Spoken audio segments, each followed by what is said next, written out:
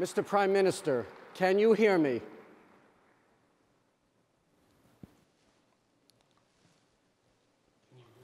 I can hear you. I hope you can hear me. Yes, excellent, excellent. I'm glad you can hear me, but I want to make sure that you can hear us, the delegates attending AIPAC's largest policy conference ever.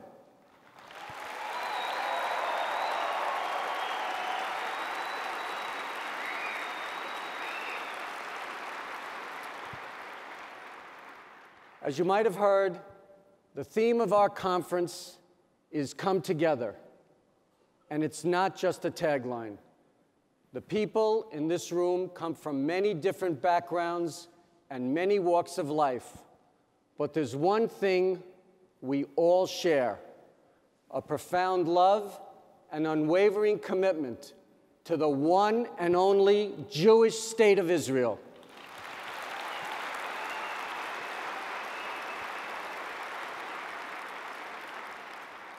Together, we are determined to ensure Israel has the means to defend herself by herself. We are determined to ensure that Iran is held accountable for its dangerous behavior. We are determined to stand with the people of Israel in their enduring quest for peace. And we will not rest in our efforts to strengthen the unbreakable bond between the United States and Israel.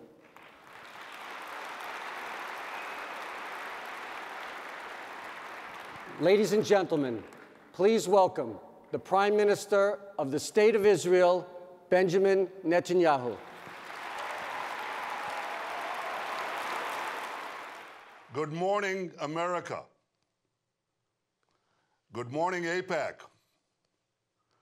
And a special good morning to the 4,000 students who are cutting class today to be with AIPAC in Washington.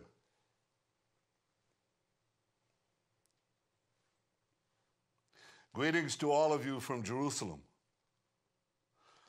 I want to first send my condolences to the families of those murdered in today's terrorist attacks in Brussels. The chain of attacks from Paris to San Bernardino, to Istanbul, to the Ivory Coast, and now to Brussels, and the daily attacks in Israel. This is one continuous assault on all of us. In all these cases, the terrorists have no resolvable grievances. It's not as if we could offer them Brussels or Istanbul or California or even the West Bank. That won't satisfy their grievances, because what they seek is our utter destruction and their total domination. Their basic demand is that we should simply disappear. Well, my friends, that's not going to happen.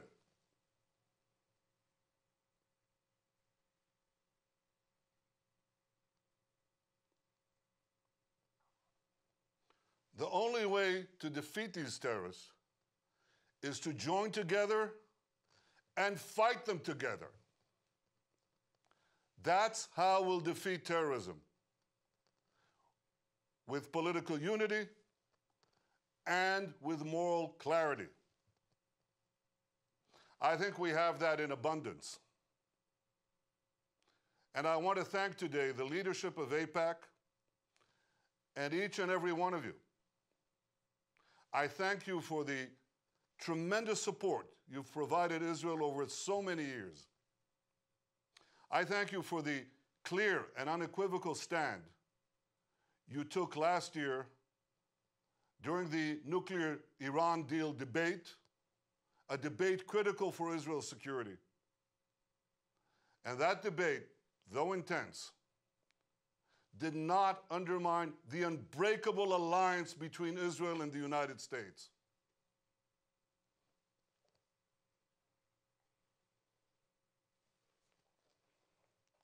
As part of that great alliance, America has generously provided Israel with many of the tools we need to defend ourselves. We're now working on a new agreement to help bolster Israel's security in the years to come. I hope we can conclude that agreement soon. And I take this opportunity once again to thank President Obama for his support, including for ballistic missile defense.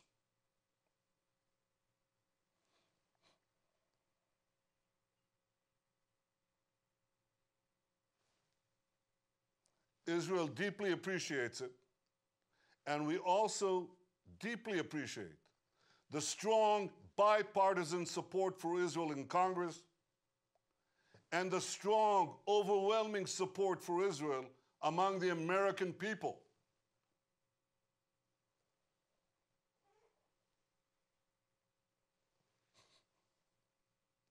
Year after year, the overwhelming majority of Americans stand with Israel.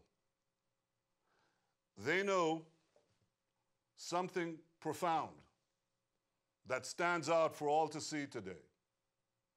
They know that Israel is an island of liberty and democracy and stability in the sea of despotism and violence and instability that surrounds us. And that is why I believe that Israel must never be an issue that divides Americans, but a great cause of liberty that unites Americans.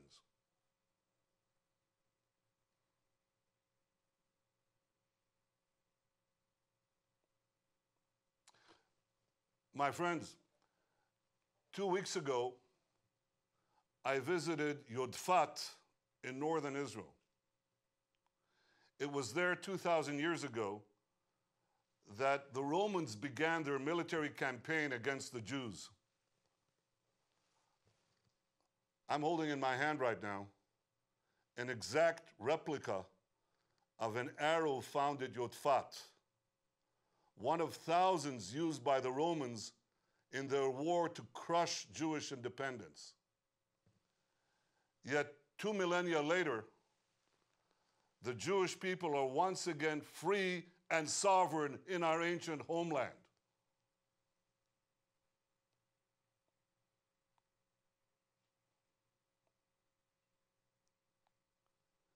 And in rebuilding our land, our state, our economy, our army, our science, our culture, we've achieved remarkable successes. But it's true we also face great challenges. We are, in fact, today witnessing two contradictory trends. First, the positive trend. Every day, high-level delegations land at Ben Gurion Airport. They come from America, they come from Europe. Increasingly, they come from Asia, from Africa, from Latin America. As many of them confront the rise of militant Islam and its accompanying terrorism, they come to Israel to strengthen their security. They wish to learn from Israel's proven security and intelligence capabilities how to better protect their own people.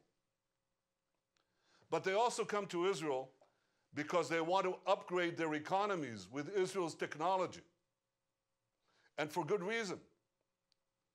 Israel's know-how is powering the world's computers, navigating its cars, protecting its bank accounts. It's led to breakthroughs in treating multiple sclerosis, Parkinson's, Alzheimer's. It helps farmers around the world yield more crops, produce more work, more milk, conserve more water. So for all these reasons, the world is coming to Israel.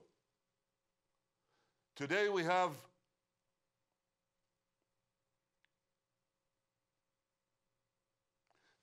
diplomatic relations with 161 countries, more than at any time in our history. And by the way, there are not that many countries left. There are only about 200 countries in the world. But alongside this positive trend, There is a second negative trend.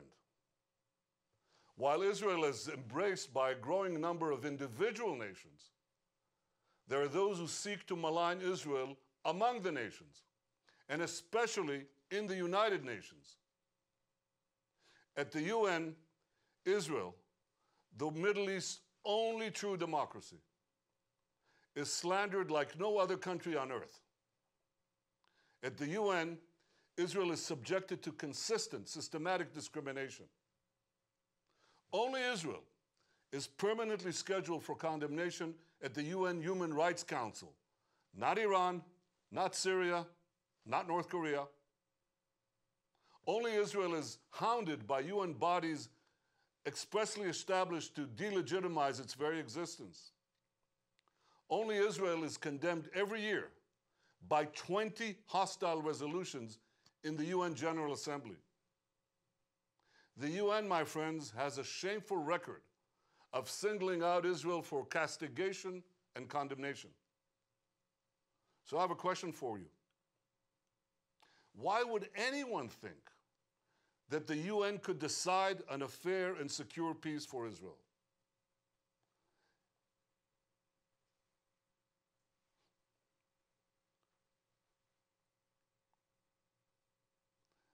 Yet amazingly, there are some who believe exactly that. They seek to impose terms on Israel in the UN Security Council. And those terms would undoubtedly be stacked against us. They always are. So such an effort in the UN would only convince the Palestinians that they can stab their way to a state. Mind you, not a state next to Israel, but a state instead of Israel. A Security Council resolution to pressure Israel would further harden Palestinian positions and thereby could actually kill the chances of peace for many, many years. And that is why I hope the United States will maintain its long-standing position to reject such a UN resolution.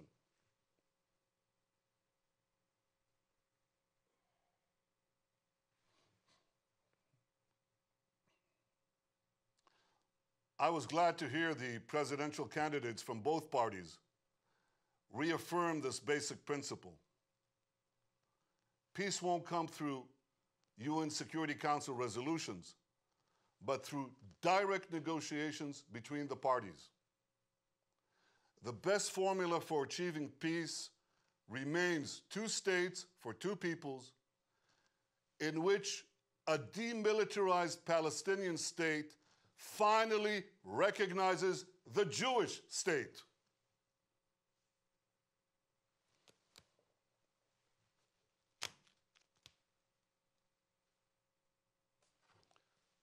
Now, I know there's some skepticism about my views on this. So let me state unequivocally, and here's the acid test. I'm ready to begin such negotiations immediately, without preconditions, anytime, anywhere. That's a fact.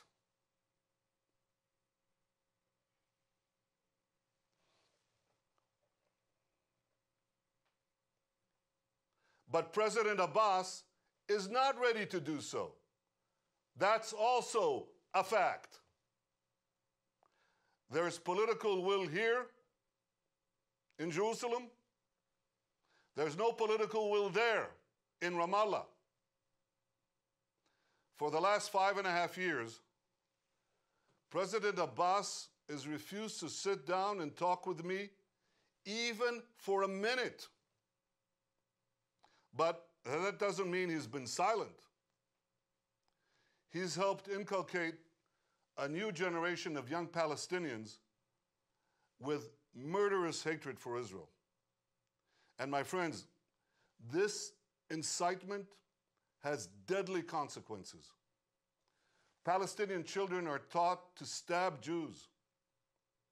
They're taught that the goal of the Palestinian people is not to establish a state on the West Bank, but in all of Israel, in Akko, Haifa, Nazareth, Jaffa.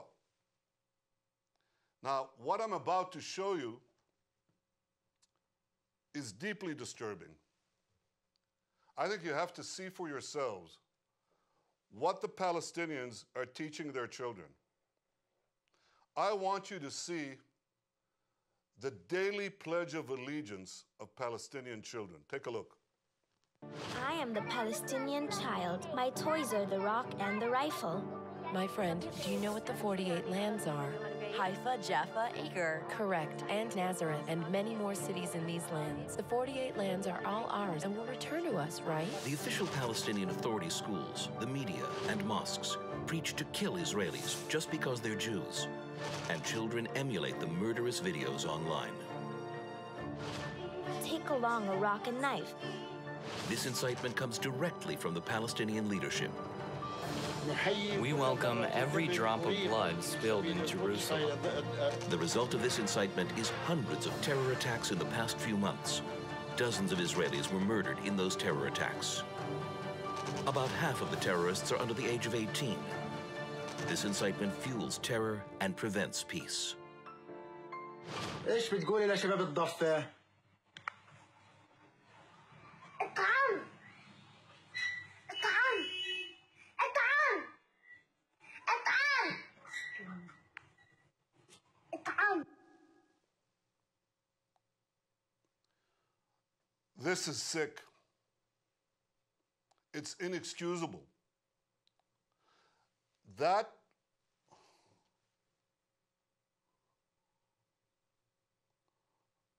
my friends, that little girl wasn't born hating. She was taught to hate, as were the Palestinians who murdered the American student Taylor Force and other American citizens in recent months. You've already heard what an impressive young man Taylor was. But President Abbas's Fatah movement praised Taylor's killer as, and I quote this, as a hero and a martyr. Now, that's not coming from Hamas. That's coming from Abbas. And now the Palestinians will spur even more terrorism by rewarding the families of murderers, including those who murdered Americans, with a regular monthly payment. So the message they send to Palestinians is clear. Terrorism pays, literally. If the international community really wants to advance peace, it must demand that the Palestinians stop poisoning the minds of their children.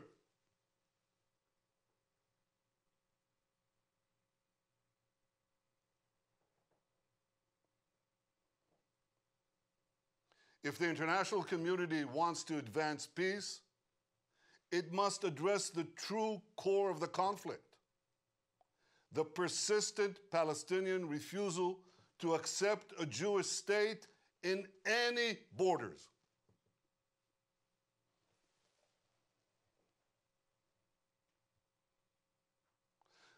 So there's bad news, but there's also some good news. While the Palestinians are stuck in their refusal to make peace, others are moving forward. First, Israel's peace agreements with Egypt and Jordan have weathered many storms. Second,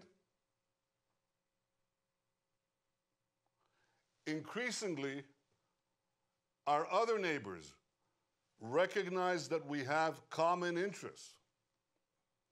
They understand that we face the same threats from Iran and from ISIS. Now, I can tell you from a perspective of my lifetime, this is a historic change. I believe it offers a unique opportunity to advance peace. And we are working every day to seize that opportunity.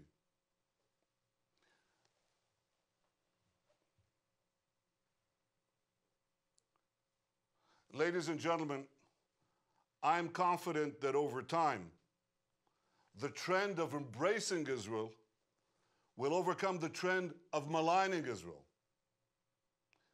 Because ultimately, freedom beats tyranny.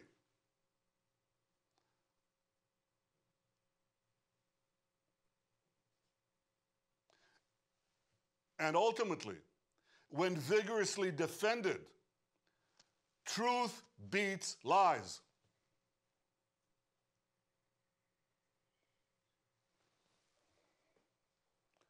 So I believe that Israel faces a future of promise. I believe that when we stand together, all of us, we can overcome all the challenges facing us. And of these challenges,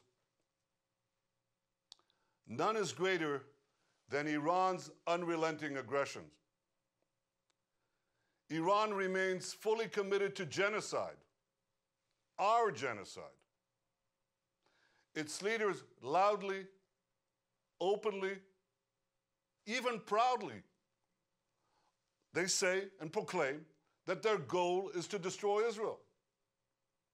Iran sends deadly weapons to Hezbollah in Lebanon against us. It bankrolls Hamas and Islamic Jihad in Gaza against us. It seeks to open a new terror front on the Golan against us. And it offers thousands of dollars for each Palestinian terror attacks against us. So here's what I believe. I believe that both those who supported the nuclear deal and those who opposed it can, at the very least, work together to stop Iran's aggression and terror and hold Iran accountable for its transgressions.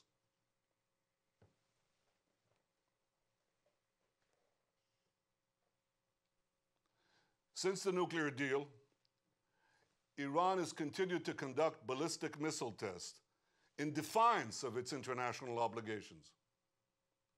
As you've heard, Iran recently fired a ballistic missile with a Hebrew inscription painted on it. It said, "Israel must be wiped out." So, ladies and gentlemen, the writing is not on the wall. It's on the missile. Now, my friends, an arrow just like this was shot by a Roman soldier at Yotfat. He was fighting to end Jewish independence once and for all. But Imperial Rome is long gone. And I am speaking to you today from our capital, Jerusalem, as the Prime Minister of the reborn Jewish state.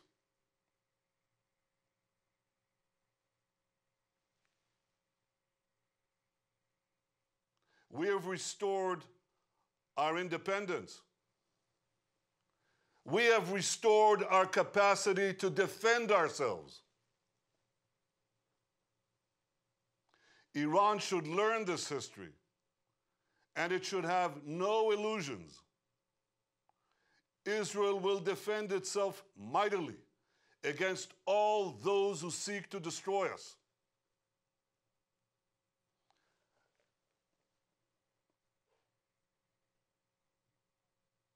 And Iran should remember that today, it's not only the enemies of the Jewish people who have arrows.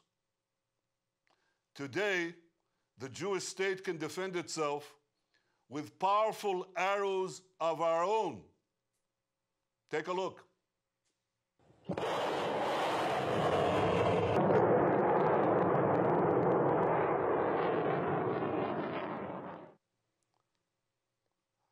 The Arrow missile defense system is the product of Americans and Israelis working together. So I want to say again to all of you, thank you, America. Thank you, AIPAC. Thank you for helping secure our common future. And a happy Purim to all of you. Thank you.